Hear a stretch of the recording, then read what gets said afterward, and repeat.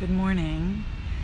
Today is 11/11, and I know a lot of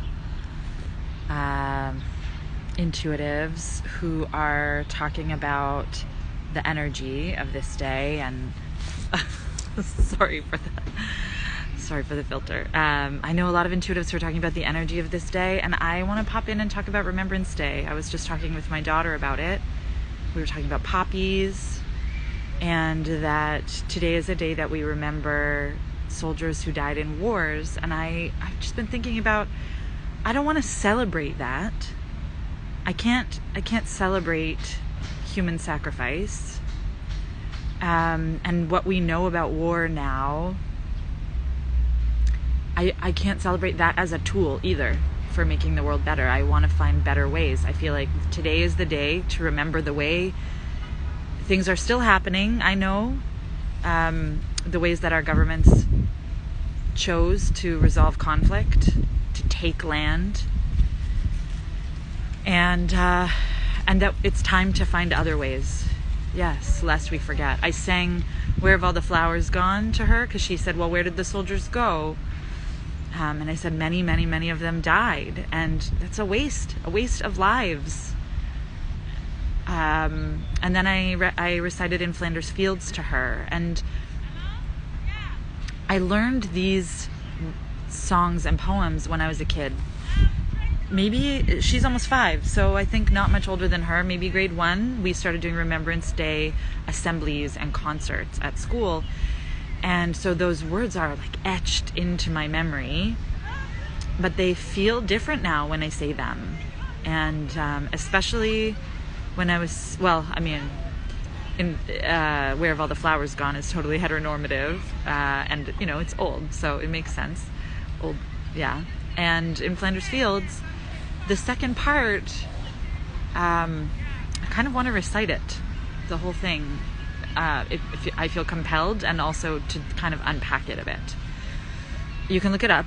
I might not have it perfect. This is my 30-year-old memory, 30-plus-year-old memory of this poem.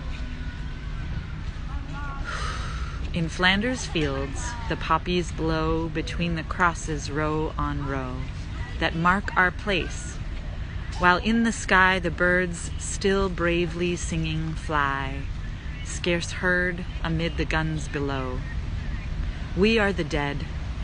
Short days ago we lived, felt dawn, saw sunset glow, and now we lie in Flanders fields. Take up our quarrel with the foe. To you, from failing hands we throw the torch. Be yours to hold it high. If ye break faith with us who die, we shall not sleep, though poppies grow in Flanders fields. So it's that part about, if ye break faith with us who die, we throw the torch. To you, from failing hands we throw the torch. Be yours to hold it high. And I feel like when I was younger, I thought that meant keep fighting in our name. And I don't want to do that. I don't want to take that. I don't want to take that particular charge. I want to take instead the idea that the failure was a failure of imagination in terms of opportunities for other ways of resolving conflict, and an invitation to remember the cost of war, the cost of these lives, the cost of this sacrifice, and to say, as a Jew, when we think about the Holocaust, we say never again, right? And yet it's still happening over and over again. So I feel like that's the message I'm taking today from this poem, is the never again. And also, I was talking to my daughter about this on the subway, and there was a woman sitting a couple of seats over, I think an Indigenous woman, and she said her grandfather was a veteran from World War II, and his brother was a prisoner of war who was a pole vaulter, and he escaped the prisoner of war camp, the POW camp in Germany, by pole vaulting over the fence. And he was written up in the German paper. They were looking for him because he was an escaped prisoner. So I was trying to explain to her what that meant. And apparently he escaped to America. And years later, he made it to Canada, and he and his brother, her grandfather, who I think she said her grandfather's name was Leo Peltier, her name was Robin, they were reunited at Union Station. So this is a beautiful story, right, of like escaping war and hope and reunion. And when I was talking to my daughter about he escaped to America because back then America was considered a happy and safe place to escape to if you were in trouble. And it felt really important to say it's not that now. Now, people who are trying to escape from dangerous places, especially brown folks from South America, they get to America and then they're put in cages, just like the one Leo Peltier's brother escaped from, and maybe worse. And it's hard to know. We can't really compare.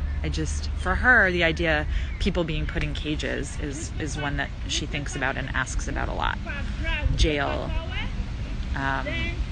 is one that she sort of understands, also because she watches TV where bad guys are always trying to put good guys in cages. So there's just something very spiraler about this pattern that we've been in for a long time. And so to go back to where I started, 11/11 being a portal, being a timeline shifting day, and also being Remembrance Day, let this be the day that our memory enables us to choose a new path forward.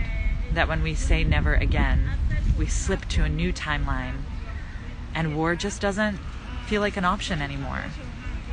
That we find new strategies, and I guess, I feel limited. I'm not the right kind of dreamer, maybe, because I don't know what that looks like other than circles and collaborations and talking to each other, getting to know each other as people so that we can't generalize each other as enemies. So we prioritize compassion and curiosity. I guess that's all I've got for now. Wishing everyone a day of important and meaningful remembering that brings us together into a new age where a new kind of peace, which in Hebrew is shalom, comes from the root shalem, which means wholeness. So may a new kind of wholeness be possible. Amen.